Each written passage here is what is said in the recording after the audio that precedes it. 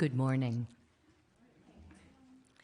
My name is Annette, and on behalf of the Unitarian Universalist Fellowship of Fayetteville, I welcome you to this very special Sunday morning service in celebration of Lúnasa. Unitarian Universalism is a liberal religious tradition that values freedom in religious thought and journey. We uphold the unity of our interconnection to each other and all of life, and to the universe in which we exist. We affirm the universality of love and hope as we journey together in community, and so we welcome you, whoever you are, at this moment and wherever you are in your spiritual journey. Today's service was put together by Web of Life, our pagan and nature spirituality group. The group was named for the seventh principle of Unitarian Universalism, and that is respect for the interdependent web of all existence of which we are a part. A special welcome to those visiting us for the first time. I hope you were given all the information you needed to feel comfortable here today. If you didn't fill out the clipboard information in the lobby and want to get our emails, there are white cards in the back of the chairs here in the sanctuary. My script says, hold up a card. I don't have one to hold up. Do you see those? Yes, there you are. Okay. You may fill it out so that we can send you our weekly newsletter. Just put it in the offertory basket later in the service, or return them to the welcome table at your convenience. Our AV person can help you with hearing devices if needed. Children and the sounds they make are welcome in our services. But if you need to step out with them and take a break, there are seats in the lobby, and we have nursery care downstairs available as well. Please join us after the service for the potluck and festivities, even if you didn't bring anything. We are about to enter sacred time. We are about to make this time and this place sacred by our presence and intention. Please silence your phones or other devices. I'll give you a second to take a look to make sure you've done that. We're glad that you have decided to spend your morning in celebration of the season with us.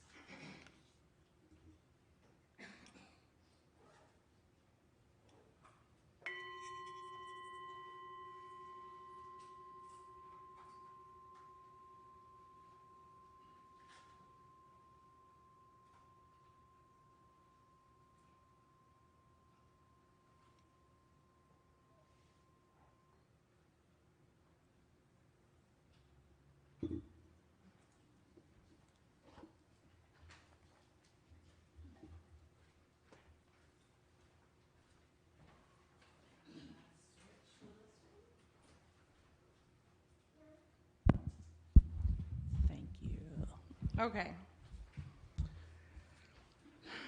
Lúnasa, which occurs on or around August 1st, is a Gaelic pagan festival that commemorates the start of the harvest and is named after the Irish god Lugh. The festival belongs not to the solar calendar, but to the lunar-orientated Celtic cycle. It partners Imbolc on February 1st in that both divide the mirror halves of the year, Samhain to Beltane, Beltane to Samhain, into two, according to the Celtic liking for opposing pairs such as light and dark, summer and winter. In Irish tradition, the festival of first fruits on August 1st is significant for more than one reason. Lúnasa is said to be named after the god Lugh because his foster mother, Tatsu, died at the beginning of August from exhaustion after clearing the Irish land for agriculture. Lu ordered that the first day of the month should ever be held sacred in her memory.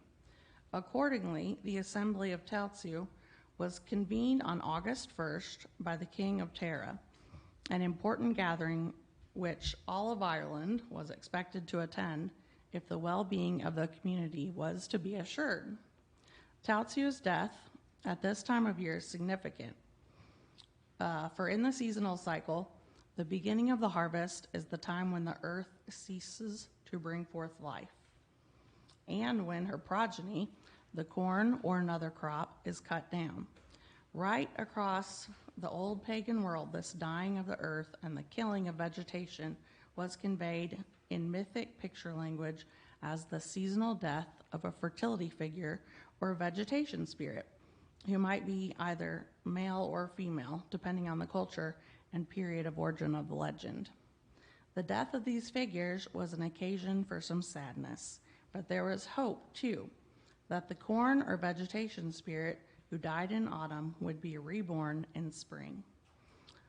As has always happened since time immemorial in the eternal cycle of departure and return, the ceremonial killings of the vegetation spirit, the sacrificial god, were magical rituals to ensure this return. Throughout today's service, we encourage you to reflect on the eternal cycle of life, death, and rebirth as we recite the lore and engage in ritual practice. In this moment together, let us be reminded of the words of American essayist and Unitarian minister Ralph Waldo Emerson. It is the secret of the world that all things subsist and do not die, but only retire a little from sight and afterwards return again.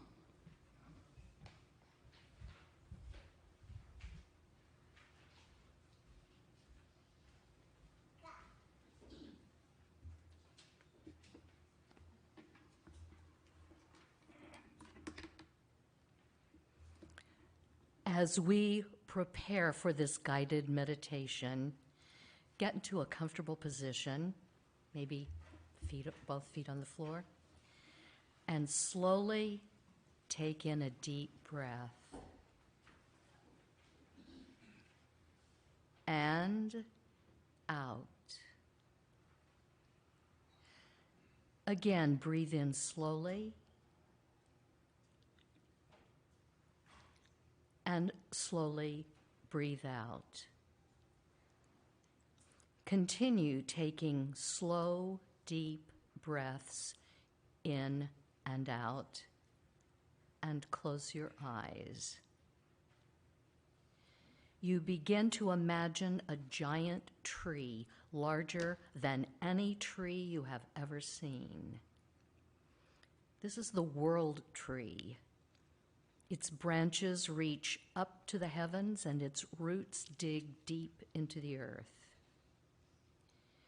You stand before the tree and look up in awe at its enormous size and presence. You hear the wind in its branches and smell the earth where the roots dig into the ground. You reach out and feel the bumpy texture of the bark. You are now and forever have been connected to the world tree. You place both your hands on the bark and hold the intention of visiting the divine forces of the harvest. You crouch down and begin searching between the roots for a tunnel that runs under the base of the tree. When you find a small entrance, you crawl down into the opening and quietly follow the dark and narrow passage.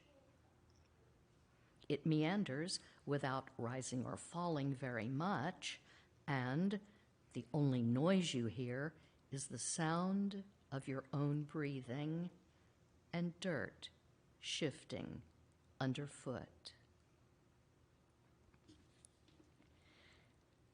After what feels like a long time, you see a golden light in the distance.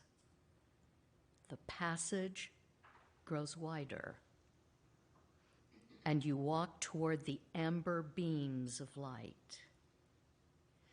When you reach the end of the tunnel, you are relieved to walk out into the open blue sky and feel the warm sunshine against your face. Before you lies a field of grain. What kind of grain appears to you? It might be wheat, barley, corn, oats, or any other grain. The grain in the field is ripe, ready to be harvested. You walk into the field, and between the rows of grain, you lightly brush your fingers against the tall plants. You reach out and pick 3 kinds of grain from 3 different stalks. You carefully pull 1 head of barley, 1 ear of corn, and 1 head of grain. You hold them together in your hands. You pause to reflect. In your efforts to help heal the earth and restore balance, what have you accomplished? What is ready for you to offer to the world? What is coming to harvest for you and the goals you have set this year?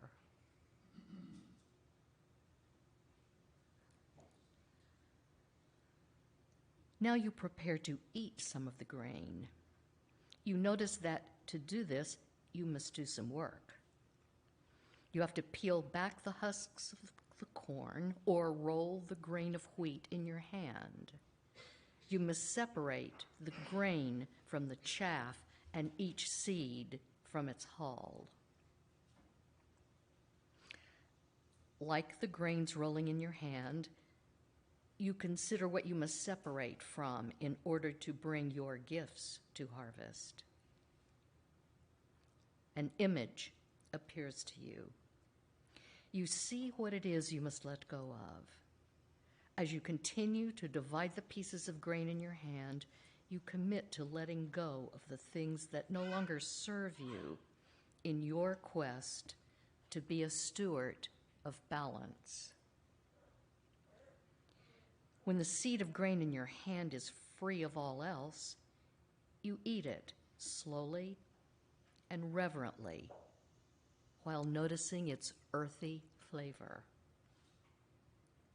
You leave the remaining pieces of plant matter behind and offer thanks to the divine forces that helped bring about this summer harvest. You then walk back through the field, hearing the swishing of the grain stalks as you carefully make your way back through them. You find the opening to the tunnel again and follow it as it meanders back the way you came. This time it seems like just a few moments before you carefully crawl out of the narrow hole at the other end of the tunnel. After dusting off the cool earth stuck to your clothes and skin, you find yourself once again standing before the world tree. You thank the world tree for this journey. You bring your hands together and focus on your breathing. Slowly breathing in and then out. You feel yourself returning to real time and permit your thoughts to return to the present moment. You pause to consider what you have learned on this journey. And when you are ready, you open your eyes.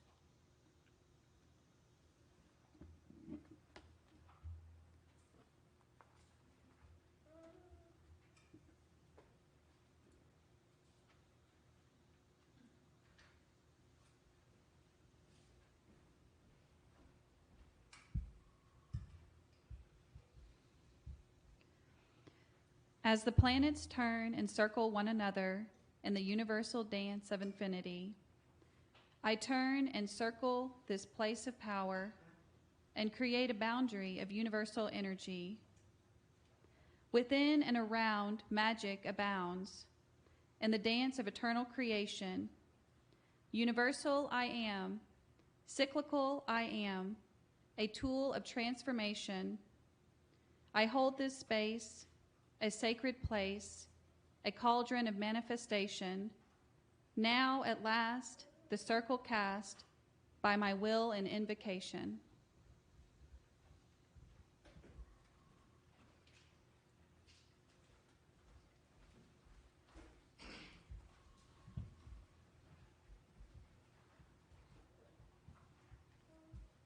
At this peak time of summer, at this time of fruition, we celebrate Lúnasa, the first harvest. We honor the fertile earth. We honor the first fruits. We honor the waning light. We honor the nurturing storms. Welcome, Lúnasa, the harvest to bring to land, to us, to all. Welcome, Lúnasa, of abundance we sing, within and round us all. Please join us, if you will, in welcoming the four directions and elements. If you like, face each direction in turn or simply envision it. Start with the east. Hail, guardians of the east, realm of air, your gifts of sight and wisdom fair.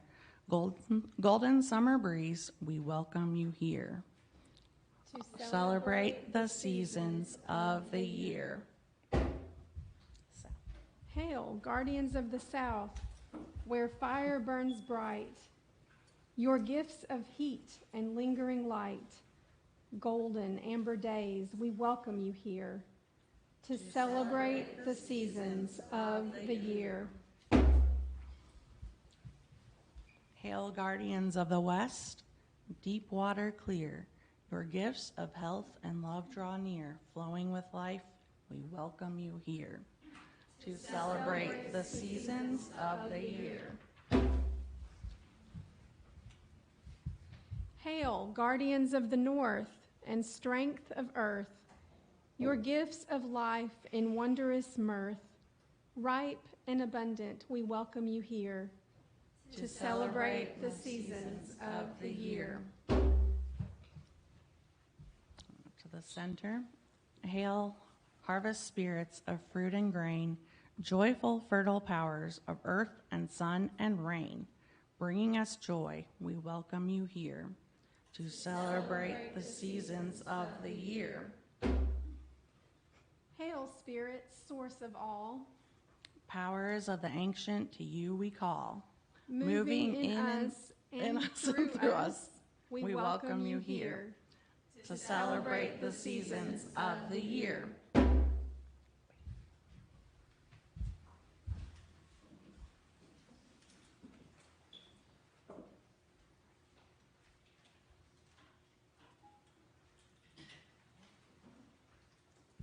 And at the center, we light our living flame. Please join me with these words. We light this chalice for the web of life which sustains us, for the sacred circle of life in which we have our being, for the earth, the sky, above and below, for our Mother Earth, and for the mystery.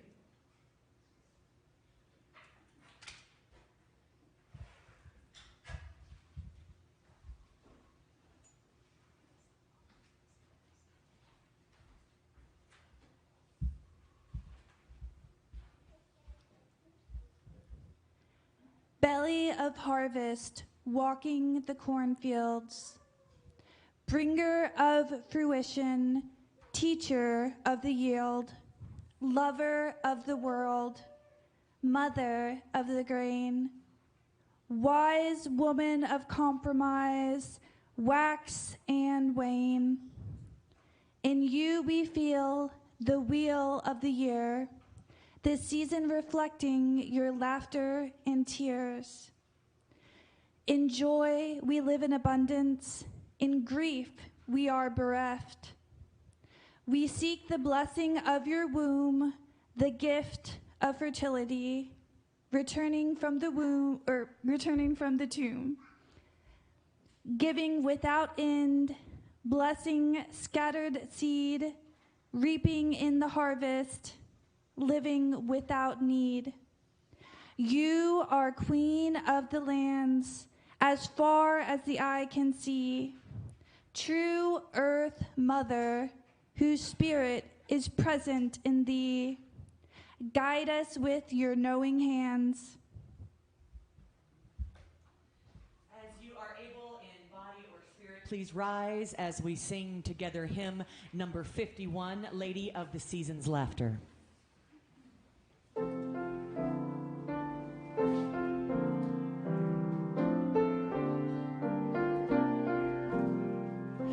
Lady of the season's laughter, in the summer's warmth be near. When the winter follows after, teach our spirits not to fear. Hold us in your steady mercy, Lady of the turning year.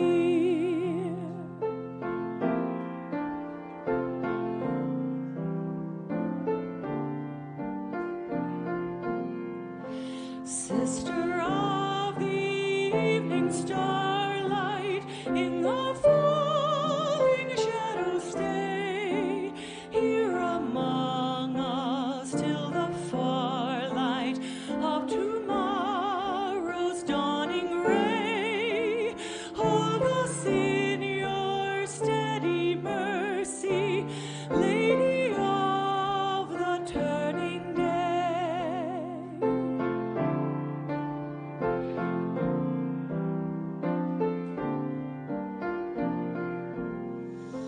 Mother of the generations, in whose love all life is worth, everlasting celebrations bring our labor safe to birth. Hold us in your steady mercy, Lady of the turning earth.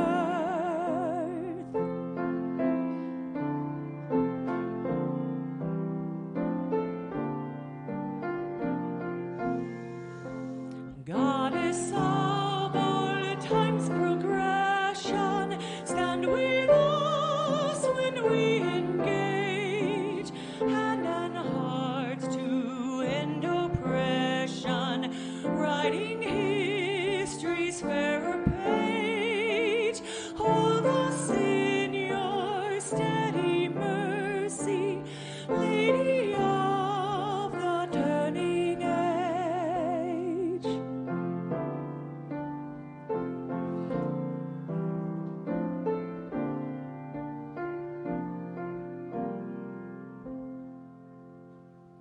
You may be seated.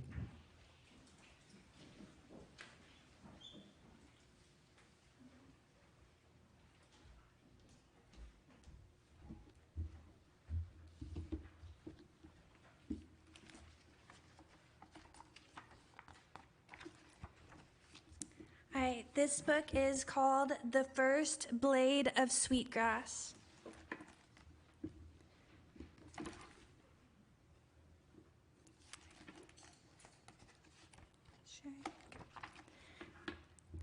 As grandmother's blue truck crested the hill, Musquin saw the ocean for the first time that day. The water's surface sparkled in the sunlight. "Look, Ukmi, is this where we pick sweetgrass?" Musquin asked excitedly. "Yes, Musquin," grandmother said. "Sweetgrass grows in the salt marsh, where the river meets the ocean." "My grandmother brought me here when I was a girl. She was my first sweetgrass teacher, Every summer, I would help her pick sweetgrass to weave into her baskets. Our people have been coming here to pick sweetgrass for generations. We call it Walimahaskil, and we use it in ceremony as well as baskets. Sweetgrass is a spiritual medicine for us. Walking into the marsh, Musquan saw the grass dance with the wind. All the grasses shone bright against the sun. Ukmi, how will I tell which grass is sweetgrass? She asked. All the grass looks the same. I'll show you, Tus, said grandmother, but then you must try to find it on your own while I pick enough sweetgrass for the baskets I will sell next summer. Grandmother stopped in the shade of a tree and put down their bag. This is where we'll pick, she said. It's important to remember that we never pick the first blade of sweetgrass we see. If we never pick the first blade, we will never pick the last one. We must make sure there will be sweetgrass here for the next generation. Come here, Tus, grandmother said. Bend down and look at the grasses closely. Sweetgrass has a shiny green tassel and blades and a purple stem, and it gives itself to you. If you tug lightly on a piece of sweetgrass, it will let go. If you have to pull hard, you are not pulling sweetgrass. I see it, Ukmi, Musquan said confidently. I know how to pick sweetgrass. Musquan got down on her knees and was enveloped by grass. She could see her grandmother's head through the tips of the tall grass. The air felt cooler close to the ground, and the thin whine of mosquitoes grew distant. Musquan looked for the purple-stemmed sweetgrass, but all the grasses looked the same. Frustrated, she started to pull at any stems she could reach. Some broke off where she tugged. Others pulled out of the soil. Musquan stood up with a handful of grass. Ukmi, look at all the sweetgrass I picked, she said. Grandmother smiled. Tus, that is a good first try, but that's not sweetgrass. I'll show you again. She knelt beside Musquan and said, First, you have to look at the different grasses and get to know them. Do you see this grass with a thick stalk and a light green color? That's not sweetgrass. This plant has a small white flower. That's not sweetgrass either. Sweetgrass is a shiny emerald green with a purple bottom. Sit here and take your time. Your ancestors are here with you. My grandmother is here with you, helping you. Musquan sat in the cool air and watched the colors of the grass shift with the wind. A large bird flew into the marsh, then glided onto the water. She looked at her grandmother and saw that she had already picked a lot of sweetgrass. Musquan closed her eyes and thought about her grandmother as a little girl in this very same place. She thought about her ancestors here in the marsh. Slowly, the smell of sweetgrass drifted by her. It was the same sweet hay smell that was in her grandmother's basket room. Musquan opened her eyes and smiled. In the distance, she could see her ancestors picking sweetgrass in the marsh with her. She looked down at the grasses again. The beautiful emerald green color of sweetgrass popped out from all the other grasses. She could see it. Musquan reached eagerly to pick the first blade of sweetgrass she saw, but then stopped. Remembering her grandmother's words, Musquan reached past the first blade of sweetgrass and tugged lightly on the next one. She felt the roots let go of the soil as the grass gave itself to her hand.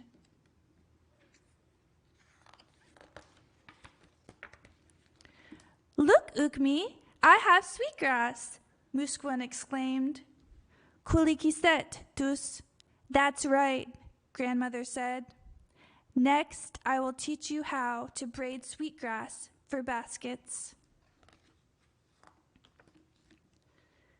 Musquan picked while cat's paws of wind chased each other in darker fans on the blue bay. She was excited to get home and show her parents all the sweetgrass she had picked. Perhaps next summer she could teach her younger sister, Alamoset, how to pick sweetgrass.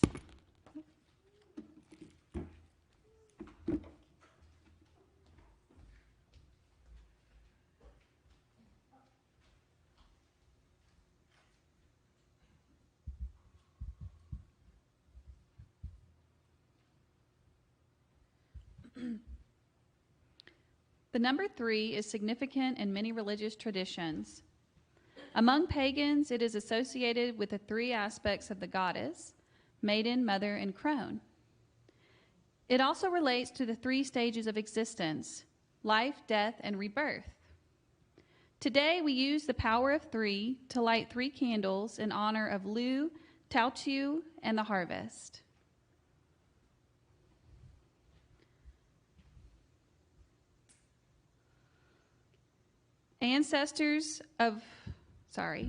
Spirits of the land, spirits of this place, you who were here long before me, we invite you into this circle.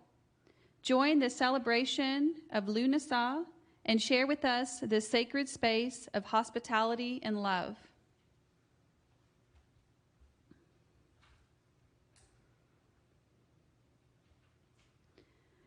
Ancestors of blood and ancestors of spirit, you whose child we are and on whose foundations we build, because of you we have life. Join this circle and add your blessings to this rite.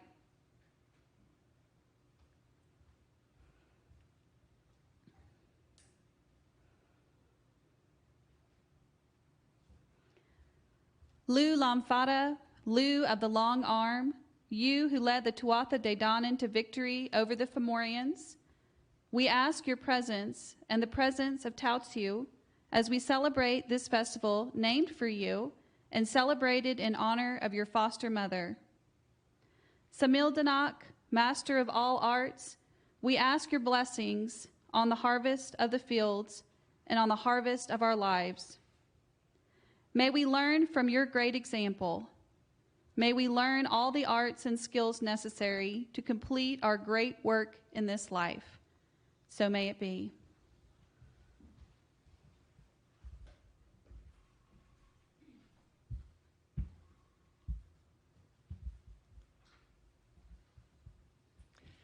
In European folk tradition, as the harvest neared its end, the attention of the reapers became focused on the last portion of the crop still standing, for this was redolent with magic.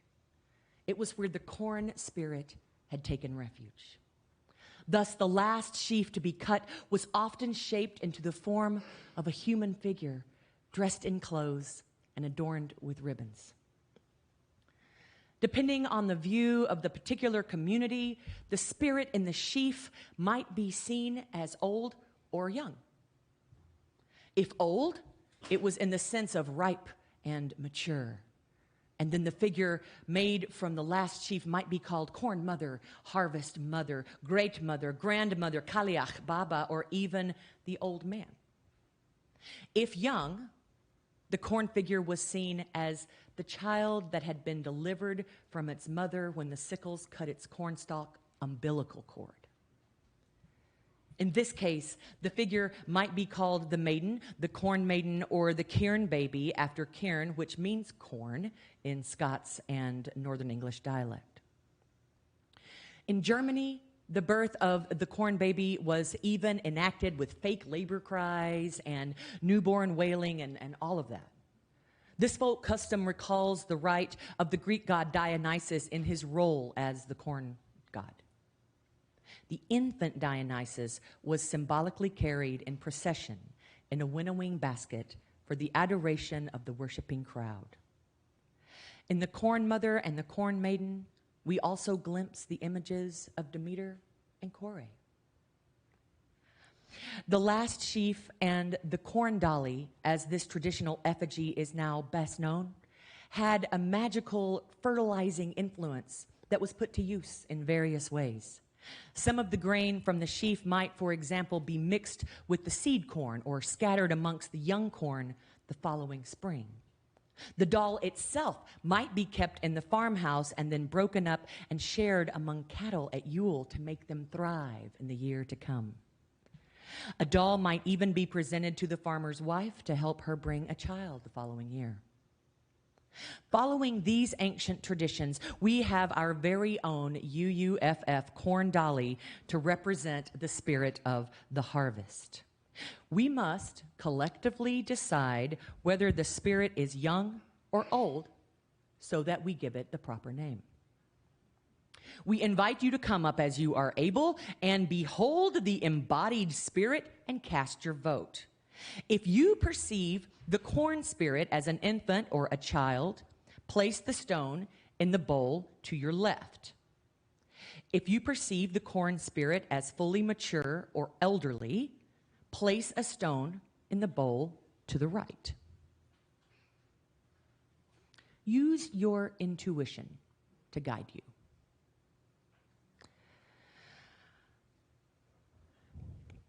Consider whether you feel drawn to begin something new at this time of year, or instead focus on seeing your early year efforts through to maturation and harvest. Hold your intention as you place your stone in one of the bowls. If you are unable to come up but wish to vote, please let someone next to you know your vote so that they can drop the stone for you. Once all have voted, we will declare the corn spirit's name. Okay, Natalie is going to remove the blanket. The big reveal.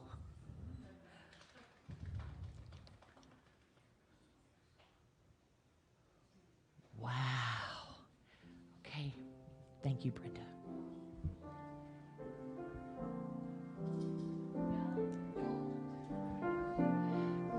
Take your time to look.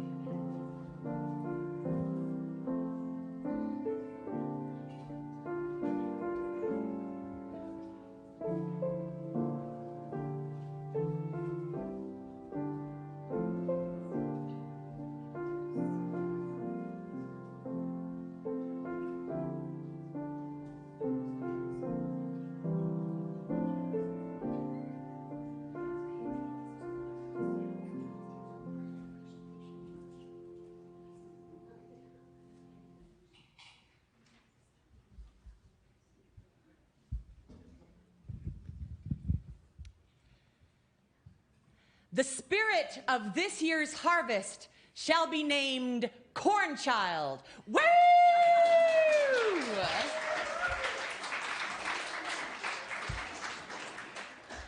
We honor the harvest and give thanks for the blessings we have received thus far.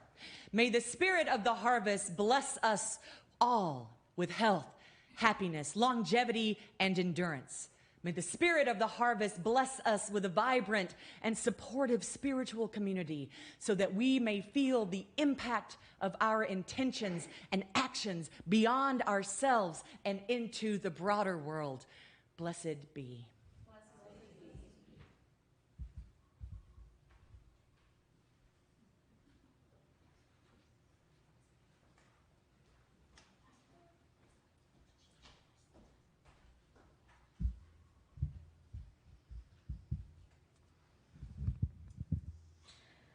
Most historical Lúnasa gatherings in Ireland took place on high hills and mountain tops.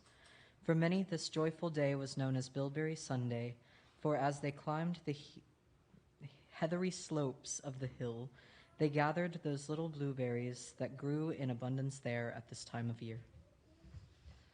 The boys liked to show off to their sweethearts by weaving little baskets for their berry collecting. Others made berry bracelets and slipped them onto someone's wrist to make romantic feelings known. Because these hilltop gatherings were often required a long walk followed by a strenuous climb, the berry pickers always set aside some of their harvest for members of their community who had to stay behind. Here in the Western world, our version of this berry is the blueberry. Blueberries and bilberries come from the same family, the Vaccinium family, making them relatives of other famous berries like the cranberry, lingonberry, and huckleberry. They're a family that's spread throughout the world, making their homes in virtually all the climates Mother Earth has to offer. Blueberries had been wild cultivated by native people for centuries. Early native tending practices included controlled burns of blueberry fields every few years. The burns cleared out older, less fruitful shrubs to allow new growth to spring up. Blueberry thrived, always returning even after having been burned to the ground. Bears are strongly connected to the blueberry. They will travel miles for it during the blueberry season. They eat pounds upon pounds, happily standing for hours on end, picking each berry carefully with their giant finger-like claws. This alone is a sign that blueberries are an important food, of course. But bears are strongly connected to native traditions that involve healing. That the blueberry is such a prized food for them raises the importance of blueberry in creating a foundation for healing. Resilience and recovery are part of what blueberry does best. She may be burned to the ground one season, but she'll be back the next with waves of flowers for the bees and fruits for bears. Even when she's been trampled and burned and had to fight back through adverse conditions, blueberry is generous. She treats life as a gift and offers her gifts to all. Blueberry magic is the magic of healing and generosity built on that resilience. Blueberry knows what it is to suffer and chooses generosity again and again anyway. That's how blueberry teaches us to heal old wounds and find our personal resilience, by walking the path with us. Blueberry is as much a teacher as a healer. She heals through her own trials, no matter how hard they may be, and offers up a bounty of fruits despite or maybe even because of them. She teaches us to cherish the hardships and be joyful when times are good. Blueberries can fruit for half a century once established. They reach their full fruiting capacity somewhere in years 6 to 8, after which they tend to flower and fruit in abundance for decades. Blueberry is the magic of endurance, offering season after season of plenty and hope for an abundant and fruitful future. Let us enjoy those blessings together. We invite you to take a berry from the baskets being passed around. After all have been served, we'll bless them together and then share and enjoy them.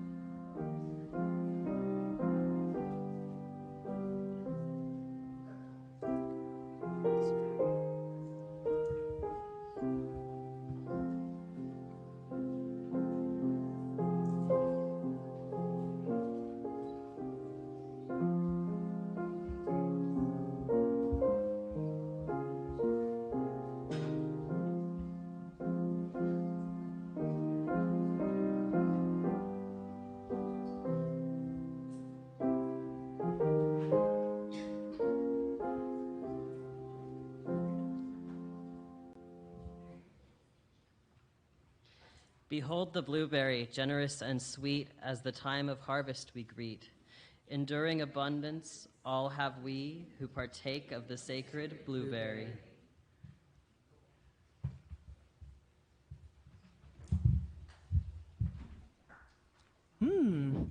All right.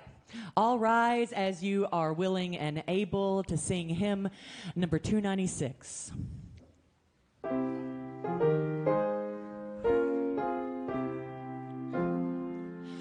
O ye who taste that love is sweet, set waymarks for the doubtful feet that stumble on in search of it.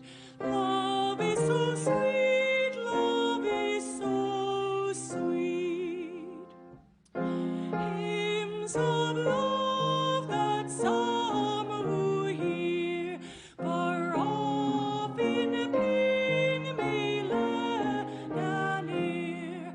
Rise up and wonder and draw near.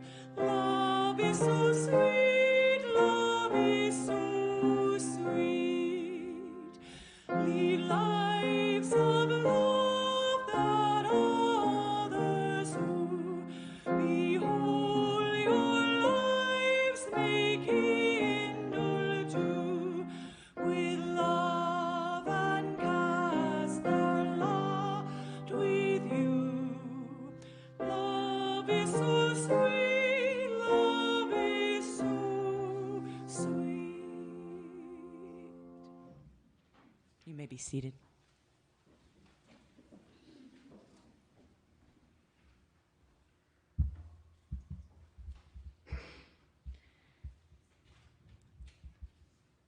Go with thanks and go with blessing. Spirit of souls nurturing. Souls with fruit are deeply freighted.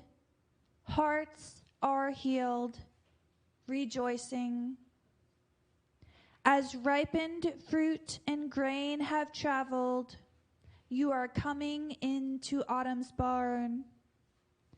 Ancient power whose clearings echo, sovereign one who had poured, touch the hidden mystery in us. Aid us to find autumn's hoard.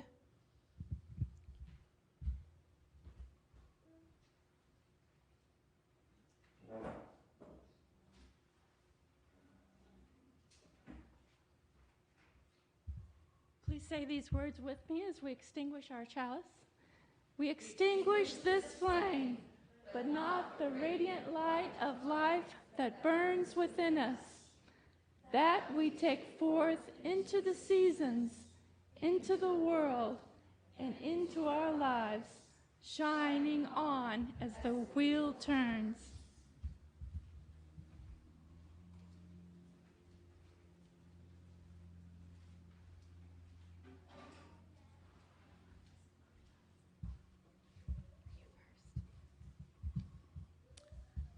Please join us, if you will, in our farewell to the four directions and elements, starting with the west, right? The north. No, north, The north. sorry.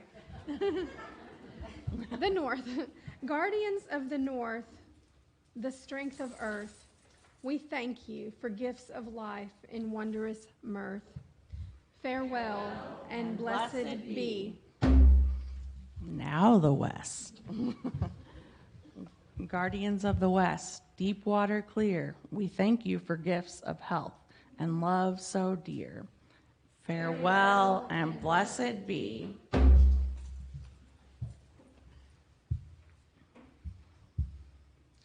Guardians of the south, where fire burns bright, we thank you for gifts of passion and lingering light. Farewell and blessed be.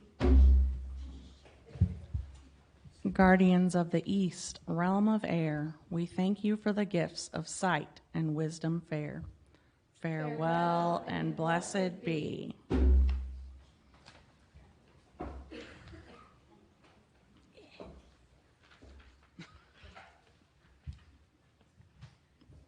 We thank the harvest spirits of fruit and grain.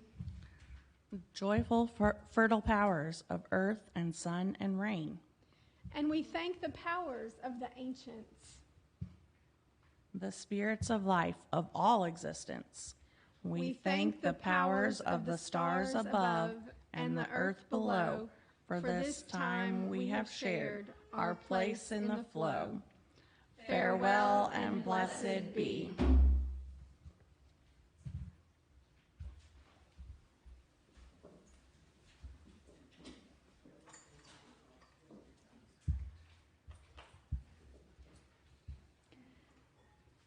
May our circle of love and friendship not be broken, but open up as a spiral, winding and weaving as we go forth into the deep and blessed world. And in our going, may we be blessed with all good things on this day and forevermore. Merry have we met, merry do we part, and until we merry meet again, blessed be.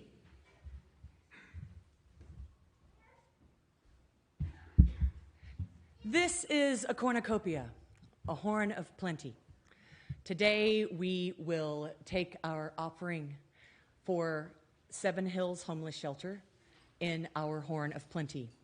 Should you choose to write a check, please make it out to UUFF and put Share the Plate if you would like it to go to the Share the Plate folks this week.